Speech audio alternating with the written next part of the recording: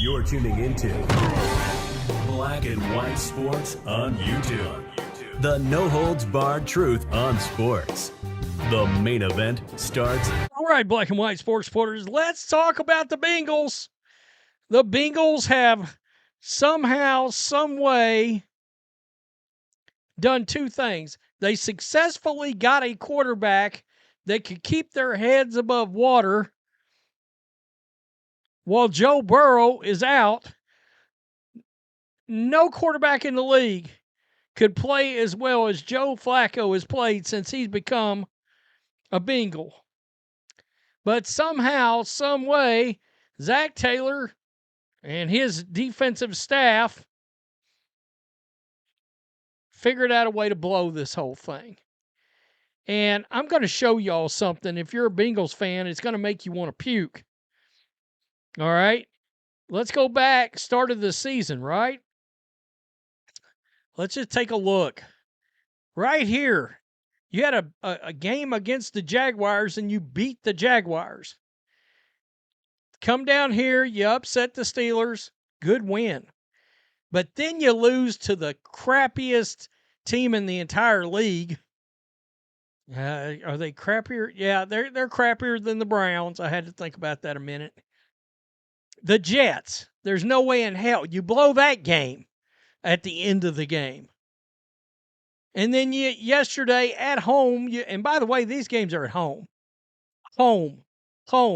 You take on the Bears. I said yesterday in my video, Caleb Williams has had 3.5 good games as a pro. Congratulations. He had his other good game of the year against you. Al Golden and the marvelous masturbators. I mean, something. Son of a bitch. I don't know how else to say it. You bleeped it all up. You effed it all up. You blew the game, and this is why this is so important. Let's scroll down. This is a great little tool. If you don't, I don't know how many people know this exists. It is the NFL playoff picture, where it shows you the current standing and the percentage chance your team has of making the playoffs from where they were at. Let's scroll down here. Cincinnati Bengals. I always bust this tool out mid-season. And so it arrived this week, and here we are. Huge game for the Cowboys tonight, by the way. The Bengals, 3-6. You should be. I mean, look. You should be 5-4. You should be 5-4 right here with the Chiefs. Now, why is this so important? You would have the same amount of wins as the Jags. By the way, you beat the Jags, so you've got a tiebreaker for that run towards the end of the year. You hold the tiebreaker with the Jaguars, one of the teams you got to get past. You bleeped it up. You bleeped it all up. And I literally went and I brought up Joe Burrow's contract. I was like, because my theory is he's going to get fed up with this organization, Carson Palmer style. I mean, you can feel it when he's talked about defensive players wanting contracts, T. Higgins and all these guys. He's getting frustrated. Zac Taylor yesterday, after one of the ugliest losses I have ever seen in the 45 years of consuming the National Football League. Yeah, just I can't believe it. Can't believe it. Everything's right there, and then we don't find a way to get it done and win a game. We just got to make one play, just one play. And some of these losses turn into wins, and so again, we just got to, as coaches, we got to spend this week finding a way to help everybody and get it done, because it's sick. It's sick to lose like that. It's sick. That's what happened. So we got to own it, and we got to keep finding ways to improve and keep finding ways to find a win. Just these last 2 weeks, it hasn't happened. That's a coach. He's shell-shocked. And of course, NFL fans, they don't give a crap. And I don't blame them at this point. He's been around long enough. I'm sorry, he's a college coach trying to coach professionals. Interesting. Interesting. He should be sick at how he knew how bad they were and still left the Bears 58 seconds and a timeout. Coach puts in a prevent defense, stop blitzing, played zone. Typical, let them win defense. You see it all the time. So today, for anybody hoping Al Golden might get the heave ho, here we go.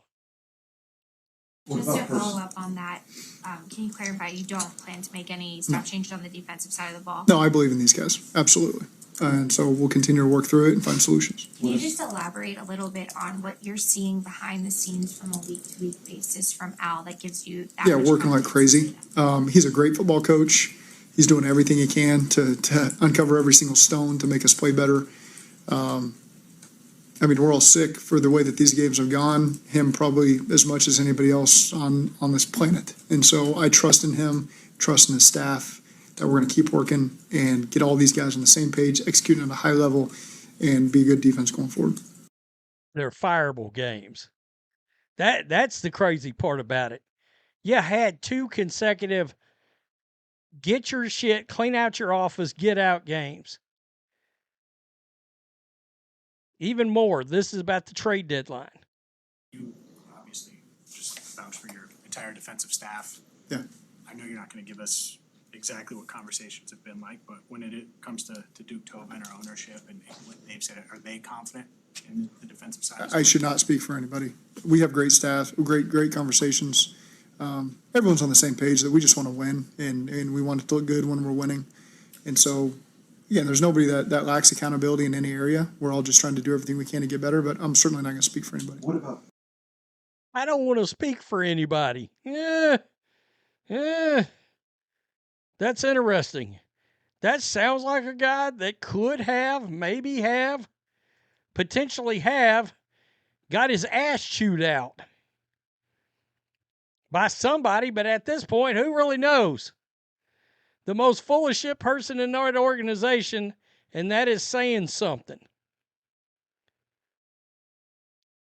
Quote, we like the guys we have.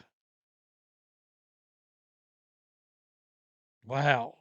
Zac needs to be fired, every defensive coach with him, and each defensive player waived. Oh. We've wondered, is Hendrickson going to get? I mean, they were in a position. It could not have worked out better getting Flacco, veteran, and him playing the way he has. I mean, you successfully you pulled off the steal of the century from the Browns, who look like, I mean, they could put on the clown wig for trading him off. He's far and away the best quarterback they've had in the last 3 years. The last time they had a quarterback this good, it was Joe Flacco. And you got the Browns to trade him in division, and it's worked out beautifully. Your defense has bleeped every fan, bent them over, bleeped them to tears. I mean, full-on deliverance Ned Beatty style. Squeal, squeal.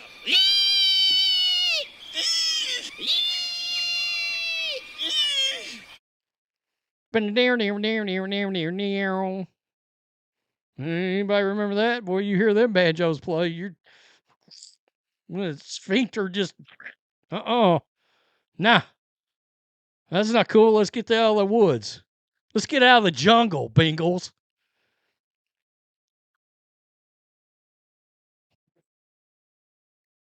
I mean, on it, if this was Guns N' Roses, welcome to the jungle. Absolutely. We got nothing but fun and games. A bunch of nonsense. Tell me what you think. Peace. I'm out. Till next time. Thanks for watching the show. Be sure to like, comment, and subscribe. Be sure to tune in next time on Black and White Sports.